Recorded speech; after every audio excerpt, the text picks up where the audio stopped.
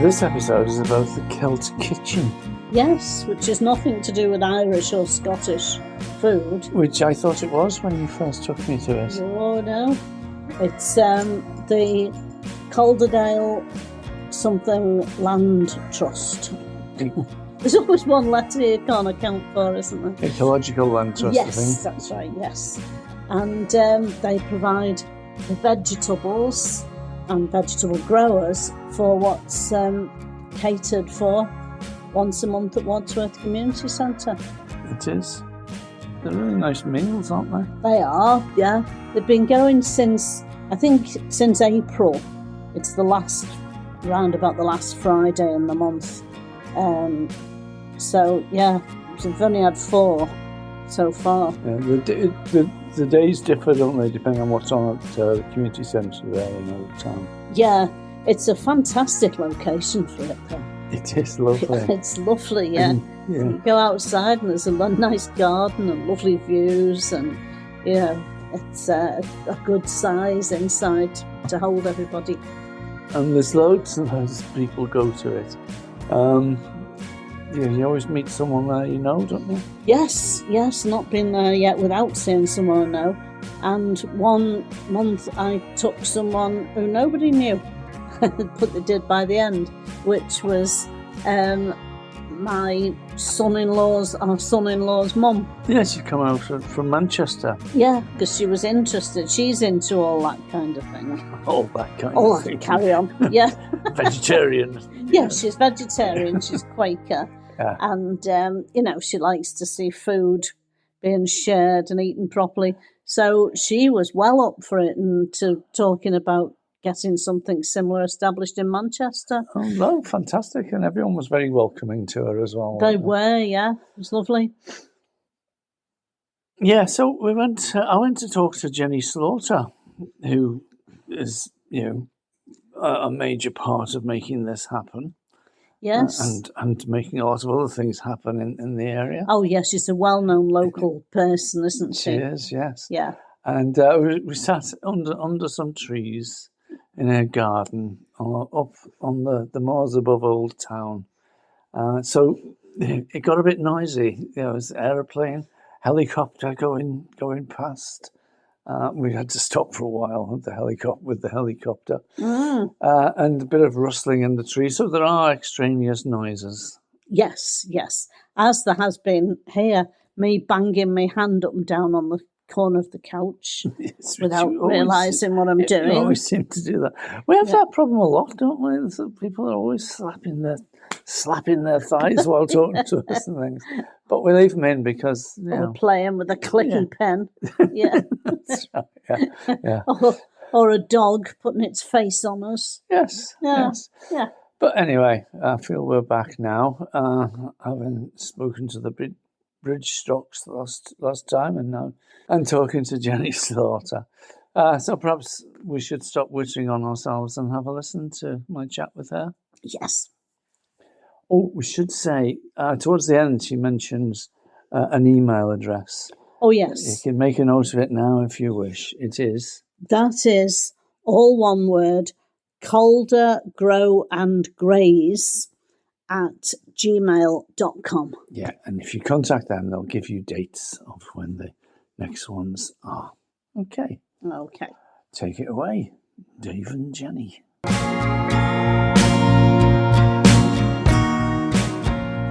Hi, Dave here. I'm sitting in a lovely garden up above Hebden Bridge in Old Town with Jenny Slaughter.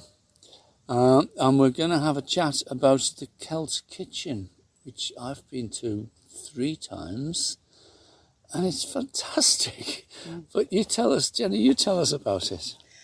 Right, well, the Celt kitchen, Celt stands for Calderdale Ecological Land Trust, because we are looking after managing some land which we hope to put into community ownership as a land trust.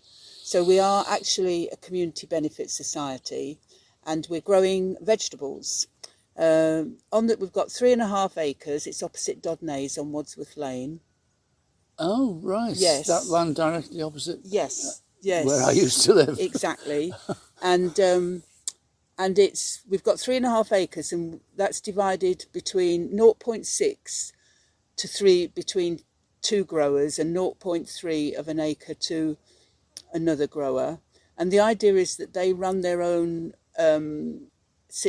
businesses, in fact, because the idea was that these people want to make a living from growing veg, which is very difficult. And we've got an area, the remainder is a community area where we're growing edible perennial plants. So that's all new and experimental.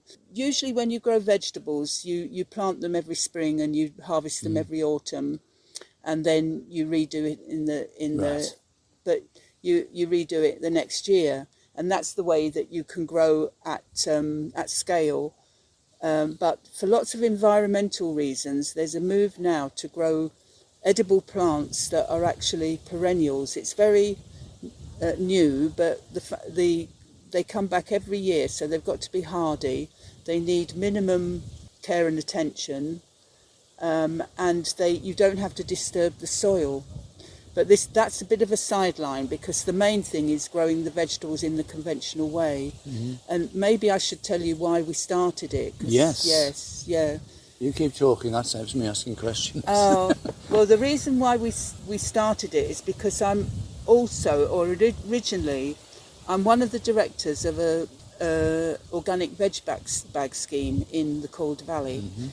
And we don't have a shop front, but we deliver, and we don't deliver door to door, but we deliver to pickup points. So we have pickup points all over Calderdale and into the East Lancs, because we actually started off in Burnley, where I used to work. So we still deliver there. Just going back to how we started, why we started off the Land Trust and the market gardening on Wadsworth Lane. It was because I'm part of an organic veg bag scheme which delivers organic veggies around Calderdale and in Halifax and into East Lancs, and we rely very much on wholesalers of organic veg and very few local growers, almost none actually. Oh, right. Because when we first set up, it's called Pennine Crop Share. Our aims were to link producers with consumers, and then we found that we didn't have any producers, not in Calderdale, because it's mainly a livestock area. That's right. I mean, lots of allotments, but you can't sell for allotments, and we wanted to be finding more people with land growing at scale. So we did find one grower who started to sell to us up at the Long Causeway between Hebden Bridge and Todmorden. Oh, yeah. It's called the Long Causeway Market Garden, and he's been going 9 years, and he started selling to us, and we went to look at his garden, and we were knocked out the fact that he was actually growing really well at quite high in the Pennines. So we thought, well, it can be done. How can we improve the production? And I think what made us really, what was the factor that really dictated the direction was COVID, because suddenly our number of customers doubled, and everybody was worried about shortages of food, and particularly fresh food, would they come? So we thought we'd always known that there was environmental problems with bringing food, particularly vegetables, long distances from Europe, Spain, Morocco, France, Italy. Comes a long way. Sometimes the environmental conditions aren't good for the people that are trying to grow it, and it would be just much better to have more local growing. And now, as we sit in this heat wave, we're supposed to be, the north of England is supposed to be turning into the Mediterranean, so perhaps it certainly feels like it at the moment. Yeah, so we'll probably we'll probably become one of the better veg growing areas. That might be one of the small advantages for us. But just on the transport thing, I remember some people I knew did some research years ago, we're going back 30 years or more, and They were talking about carrot miles. The average carrot Yeah. grown in this country and eaten in this country travels 700 miles. Yeah. It could be Yeah. grown in the field next to where you live, but it goes through goes up- distribution centres and all Absolutely. kinds of Yeah. things.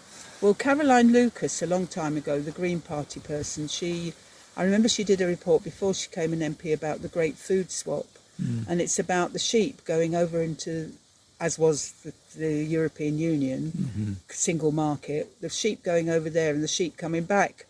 So the different sheep coming back. Yeah. So it's just all potty. The whole food system is really unsustainable. It's responsible for 30% of emissions. So That much. in our very small way, we are trying to make a difference, at least on a local level. So that's that. That's what we're doing, is we're setting about growing food. Now, the Celt Kitchen is a way of showcasing that food, of trying to tell people without ramming it down their throats what they should be eating, how it would be better for the environment if they were eating in this way, how it would be healthier for them, better for the planet, but also bringing people together. What is one of the major things is people that eat together tend to be happier. There's actually some good evidence for that, which I could reference for you if you want. But it's the World Happiness Report 2025. Oh. It shows evidence that people who eat together on a regular basis are happier. I think there's an awful lot of research into mental health issues Yeah, that say that socialising, being Yeah. sociable, being communal activities, etc., are really good for your mental health, as Yeah. well as in some Absolutely. cases, if it's sporting, it's Yeah. good for you physically as well. yeah, I don't think there's any doubt about that. Yeah. And I agree with you, it's important, especially we seem to have become very individualised yes. in our Yeah, lifestyles. Yeah. Yeah. Well, we have, and there's a lot of social isolation, particularly with older people with disabilities or what have you. So there's certainly there's that hard to reach community, which we're particularly trying to encourage people that couldn't afford to eat out by operating a pay what you can system. Fortunately, most of the people that have come up to now, most of them have been able to pay, which means it subsidises those that can't pay. So it's kind of based on a solidarity model. Yes. I'm also part of Calderdale Food Network. You might not know about that, but it's an independent network, but it's supported by Public Health from Calderdale Council. And in fact, they have just produced a food strategy which is encouraging better health through food, starting with young children, schools, etc., through to old age, and also address the huge obesity crisis.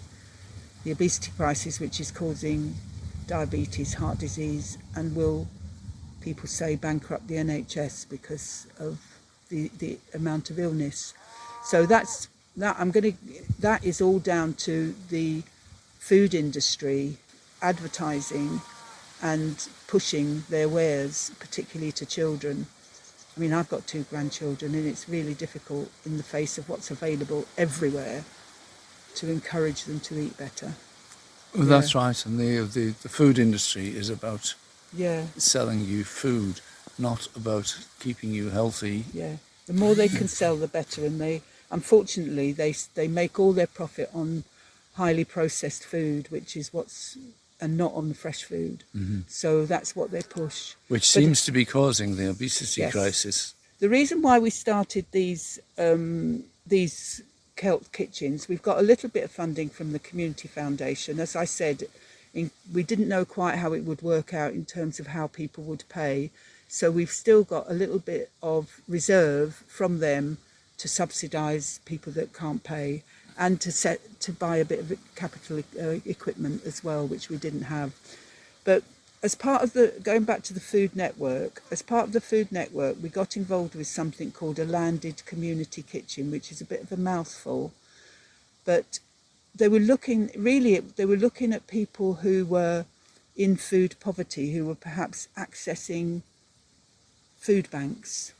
And I don't know whether you know, but there's a big move now to try and wean people off food banks and help them be more self-determining, rather than giving a hand up rather than a hand out. That's Yes. the expression. Yes. So this landed community kitchen was about linking land with food poverty projects. And there are a lot of community cafes up and down. And so we were chosen to be one of the pilots, our project, because we're a land trust, so we're landed.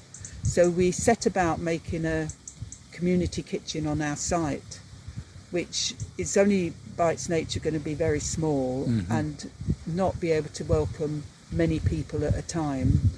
But nevertheless, we've sort of set that in motion. But it occurred to me, particularly during the winter, that we have community centres that can serve a lot more people if you can get the footfall, and have got good kitchens. So why don't we use them for that reason and link them with the land? Okay, not on the site, but link them with the land, our land, and other growers. So there's about We just wait for the helicopter to go past. yeah.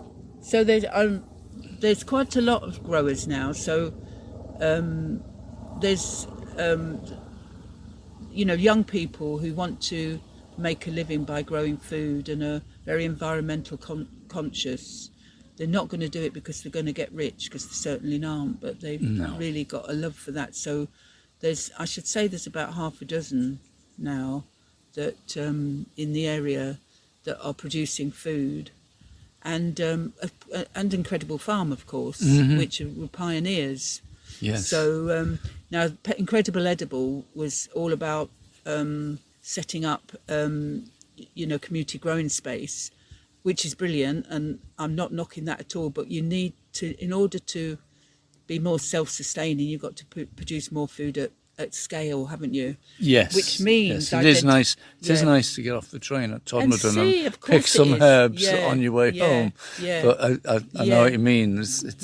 You need both, don't you? You need people to be aware of what can be done, but we do need more growing. But the big factor is access to land. Because the people that own the land around here, I mean, we're sitting in my garden and I've grown a few veg, but I haven't got a lot of land, because when I bought this house in 1971, right, and I've been here ever since, but the person who sold it to me kept the land. So it was Shasko horses at the time. So I used to have horses. It's now changed hands and other people own it, or it's rented out for sheep, which is fine. I'm not knocking the livestock people. We're not a vegetarian project. We just think people should be eating more vegetables and less meat. I mean, all the menus seem to be vegetarian.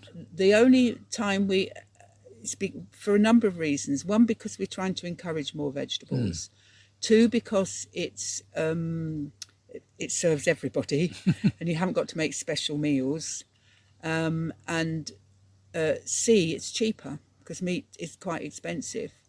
So there's those three reasons why we're mainly vegetarian. But we did, on one meal, which you might not have come to, we did a Spanish theme, and we had a bean stew, either with vegetables on its own, or we had one with added chorizo.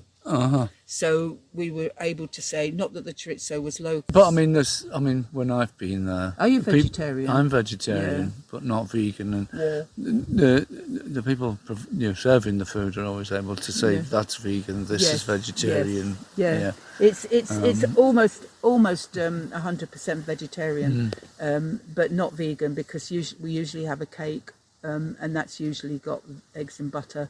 This next week we're doing a Sicilian theme, so the cake has actually got olive oil in, but it's still got eggs. I mean, we will make a vegan option, but to my mind it doesn't taste as good. But maybe I'm biased, or maybe I'm not a good vegan cook.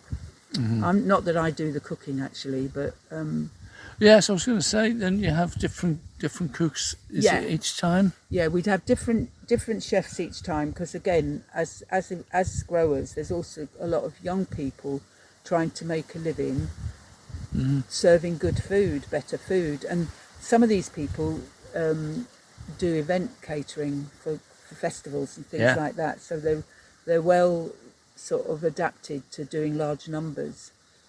So they've been great. So and Antonia, she does a supper cup as well.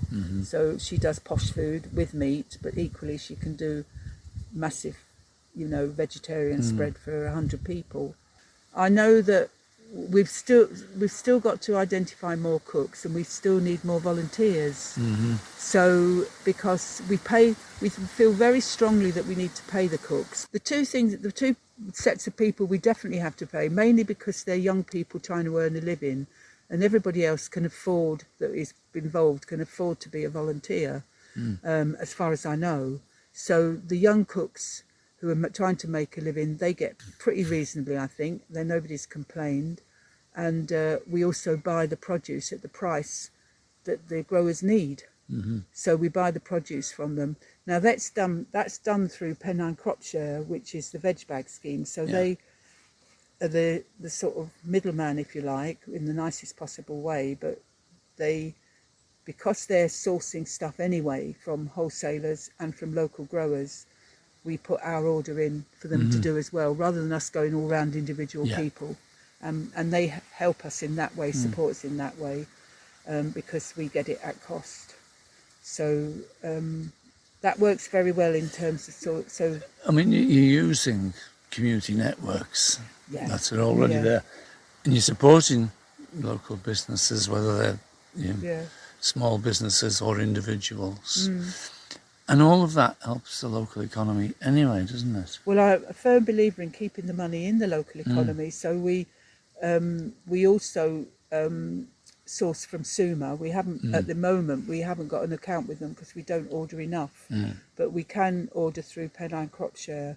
So things like tin tomatoes, pasta, staples. That because from one cooperative to another, we want to have that symbiotic relationship, because at the same time they've offered to be the drop-off point for our bags. So we would take our bags to Suma every Friday. They've got 200 odd employees. We're looking at for the future. We've always looked at running events that are sort of educational around food.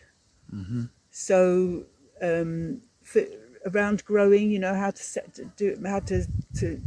start growing. If you want to do it more commercially, how to start a market garden, giving links to. There is now a national organisation called what do they call it?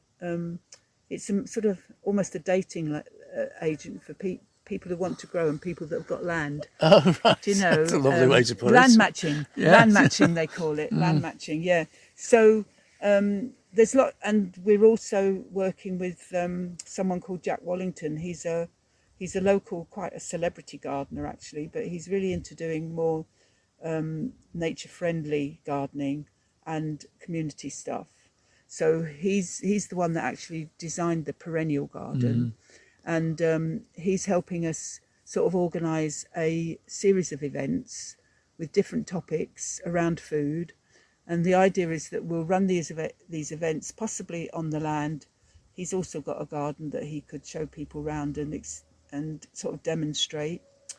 And we'll invite the people to the lunch. So we'll charge people, again, on the pay what you can system. So hopefully sell mainly tickets to people that can pay, but have some freebies as well for people that can't. Yeah. And that will, and we'll link the kitchens with the events. That way we've got a bit of a guaranteed people coming. Yeah. That sounds really good. So at the moment they're roughly monthly at Wadsworth Community Centre, aren't they? Yeah. Yeah, it would be great. got- The community centre used to have a lunch club, and they bitterly regret that finishing. But it was all run by volunteers Yeah. and elderly volunteers, so it would be great if we could do one weekly. But we'd need more people and funding. And I if think. people are willing and keen to get involved, is there a phone number or a contact address? Yeah, or yeah. Yes, I'm going to give you our email. Unfortunately, we did have a website that is now discontinued because we're having a new one. Right. So I'm really disappointed at this point in time.